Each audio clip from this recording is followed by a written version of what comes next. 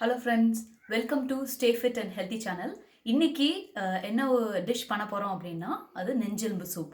இந்த நெஞ்செலும்பு சூப் வந்து பார்த்தீங்கன்னா கோல்டுக்கு, காஃப்க்கு எல்லாமே ரொம்ப நல்லது. சின்ன குழந்தைங்கலேருந்து பெரியவங்க வரைக்கும் எல்லாருமே யூஸ் பண்ணலாம். ஸோ எப்படி பண்ணலான்னு பார்க்கலாம் வாங்க. நெஞ்செலும்பு சூப் பண்ணுறதுக்கு தேவையான இன்க்ரீடியன்ட்ஸ் இது வந்து ஜீரகம், பெப்பர் நிறைய எடுத்துக்கோங்க. ஏன்னா அதுதான் வந்துட்டு நல்லா காரமாக இருக்கும்.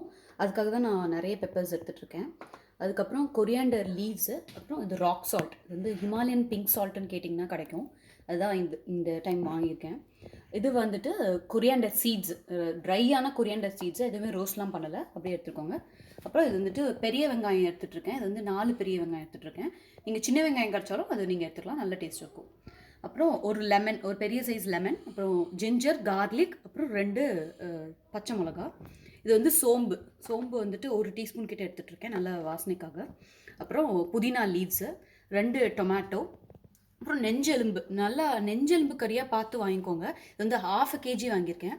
அப்புறம் கொஞ்சம் கொரியாண்டர் பவுடர், அப்புறம் இது வந்து டர்மரிக் பவுடர்.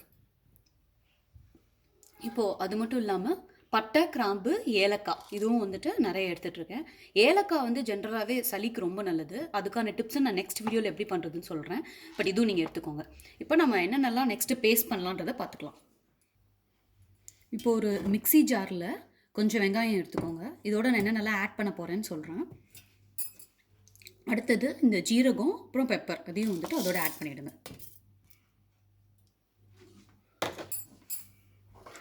நெக்ஸ்ட்டு வந்து இங்கே தட்டில் நம்ம வச்சுருந்த இந்த வரமல்லி இதையும் ஆட் பண்ணிடலாம்.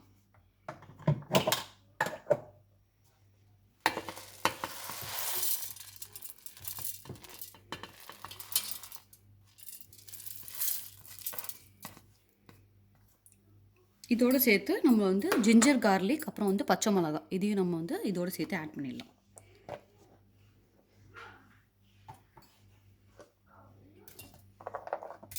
எல்லாத்தையும் ஃபுல்லாக ரொம்ப ஒரு ஃபைனாக பேஸ்ட் மாதிரி பண்ண வேணாம். ஒரு கோர்ஸ் லெவலுக்கு பண்ணிக்கோங்க, அது வந்து போதும்.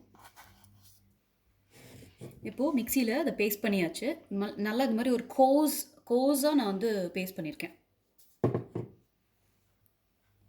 இப்போ வந்து எண்ணெய் சட்டியில் நான் வந்து ஒரு 2 ஸ்பூன் நல்லெண்ணெய் எடுத்துகிட்ருக்கேன். நல்லெண்ணெய் தான் வந்து யூஸ்வலாக யூஸ் பண்ணணும். நம்ம மற்ற ரிஃபைண்ட் ஆயில்ஸ் எதுவுமே யூஸ் பண்ணுறதில்ல.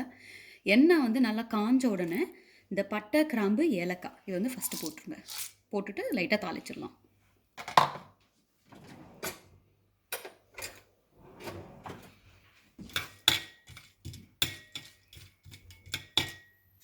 நல்லா தாளித்து வந்ததுக்கப்புறமேல சோம்பு கொஞ்சம் போட்டுருங்க.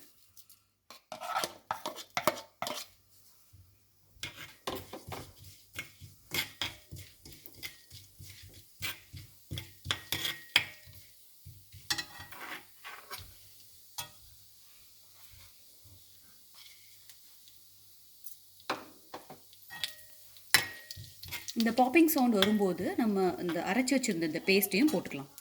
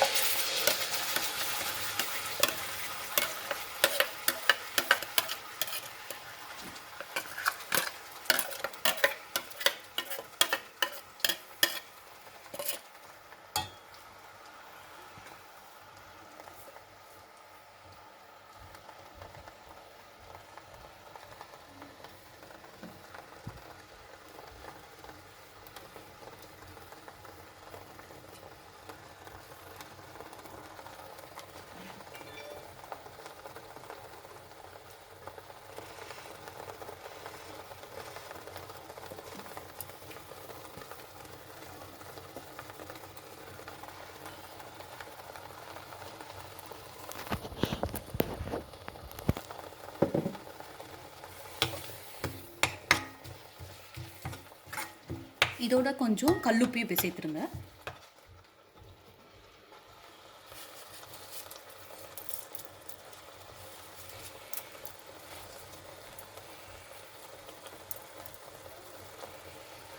இந்த பேஸ்ட் வந்து இப்போ கொஞ்சம் நேரம் நல்லா இதே மாதிரியே வதங்கிட்டு இருக்கட்டும். இந்த டைமில் நீங்கள் க்ளோஸ் பண்ணி வச்சிடலாம்.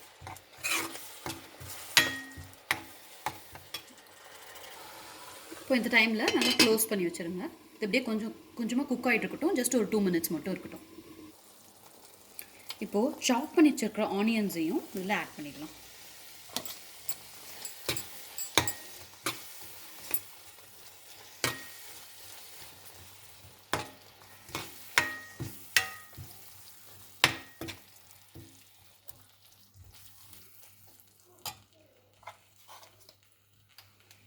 இதோட கொஞ்சம் புதினா இதையும் ஆட் பண்ணிவிட்டு திருப்பி இந்த மிக்சரை நம்ம க்ளோஸ் பண்ணி வச்சிடறோம்.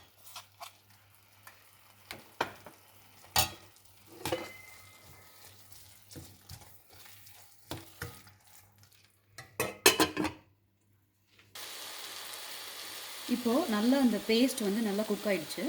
இப்போ என்ன பண்ண போகிறேன், நான் டர்மரிக் பவுடர் கொஞ்சம் ஆட் பண்ணிக்கிறேன். அப்புறம் 2 ஸ்பூன் மல்லித்தூள் இதையும் இப்போயே ஆட் பண்ணிடலாம். இதை ஆட் பண்ணிவிட்டு நீங்கள் கொஞ்சம் ஆயில் ஊற்றிக்கோங்க. நான் ஆயில் ஊற்றுனீங்கன்னா அடி பிடிக்காமல் நல்லாயிருக்கும், டேஸ்ட்டும் நல்லா வரும்.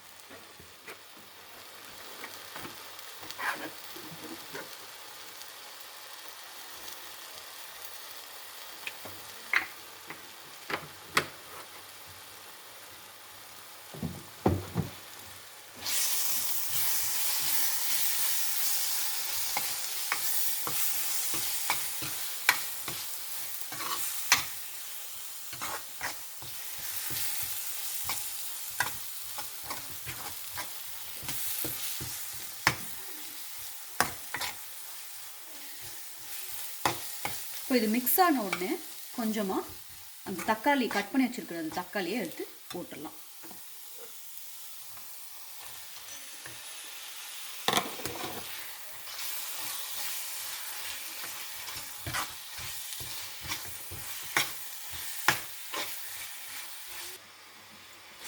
இப்போது இந்த தக்காளியை நல்லா மிக்ஸ் பண்ண உடனே இது பாருங்கள், நல்லா அந்த பேஸ்ட் வந்துட்டு கொஞ்சம் ஃபார்ம் ஆக ஆரம்பிக்கும். அதுக்கப்புறம் நீங்கள் என்ன பண்ணலாம், க்ளோஸ் பண்ணி வச்சுக்கணும். க்ளோஸ் பண்ணி வச்சுட்டு அது இன்னும் நல்ல பேஸ்ட் மாதிரி ஃபார்ம் ஆகிற வரைக்கும் கொஞ்சம் வெயிட் பண்ணுங்கள்.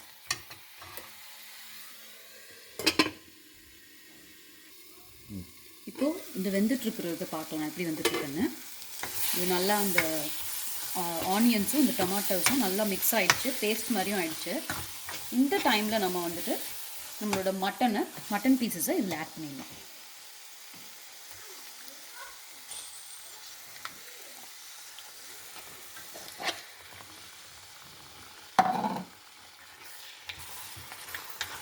இதோட ரா ஸ்மெல் போகிற வரைக்கும் இது நல்லா குக் ஆகணும். அப்போ பார்த்தீங்கன்னா உங்களுக்கே தெரிஞ்சிடும், இந்த மட்டன் பீசஸ்லாம் வந்துட்டு கொஞ்சம் அது அப்படியே வந்து அதில் வந்து குக் ஆகும்போது இதோட ரா ஸ்மெல் போயிட்டு அது ஒரு மாதிரி ஒரு ஒயிட் கலரில் இந்த ஃப்ளஷ் எல்லாம் வந்து ஒயிட் கலரில் டேர்ன் ஆக ஆரம்பிக்கும்.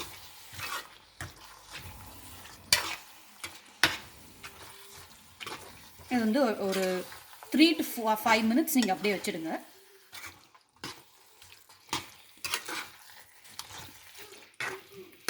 இந்த ஸ்டேஜில் நீங்கள் க்ளோஸ் பண்ணி வச்சுருங்க. நல்லா மிக்ஸ் பண்ணிவிட்டு க்ளோஸ் பண்ணி வச்சுருங்க.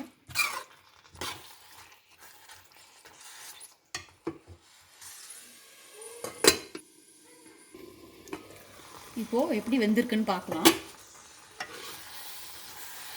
ஓகே, கொஞ்சம் அந்த மட்டன் எல்லாம் வந்துட்டு இந்த ரெட் மீட் வந்து எப்படி டேர்ன் ஆகிருக்குன்னா ஒரு மாதிரி ஒயிட் கலரில் கொஞ்சம் டேர்ன் ஆக ஆரம்பிச்சிருக்கு. இப்படி இருந்தாலும் இந்த மட்டன் வந்து நல்லா உங்களுக்கு வேகணும் அப்படின்னா நீங்கள் வந்து ஒரு குக்கரில், இந்த மாதிரி நல்ல ஒரு குக்கரில் நீங்கள் வந்து ட்ரான்ஸ்ஃபர் பண்ணிவிட்டு அதில் நீங்கள் ஒரு 8 விசில் கிட்ட விடணும். இப்போ இந்த ஸ்டேஜில் வந்துட்டு இது எல்லாத்தையும் நம்ம குக்கருக்கு ட்ரான்ஸ்ஃபர் பண்ணிடலாம்.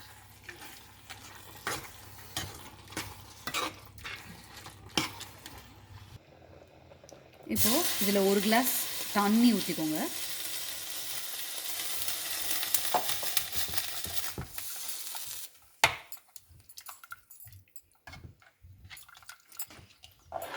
இது தண்ணி ஊற்றினதுக்கப்புறம் நீங்கள் இதில் உப்பு கரெக்டாக இருக்கான்னு டேஸ்ட் பண்ணி பார்த்துக்கோங்க. இன்கேஸ் உங்களுக்கு வேணும் அப்படின்னா உப்பு ஆட் பண்ணிக்கலாம்.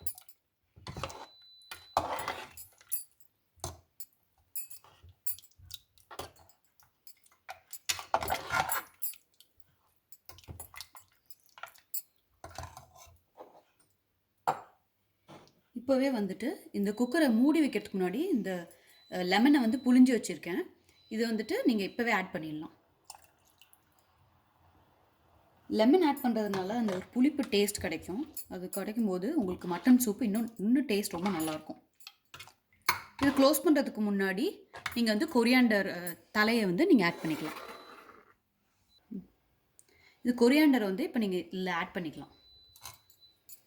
ஆட் பண்ணிவிட்டு நீங்கள் குக்கர் போட்டு நீங்கள் க்ளோஸ் பண்ணி வச்சுருங்க. 7 இல்லாட்டி 8 விசில் விடணும். அப்போ தான் வந்து இந்த மட்டன் வந்து நல்லா வெந்துடும்.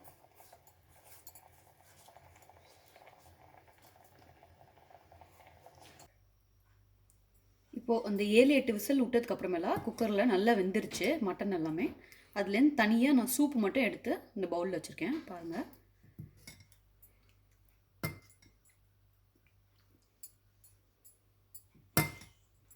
இப்போது இதில் டேஸ்ட்டும் நல்லா வந்திருக்கு.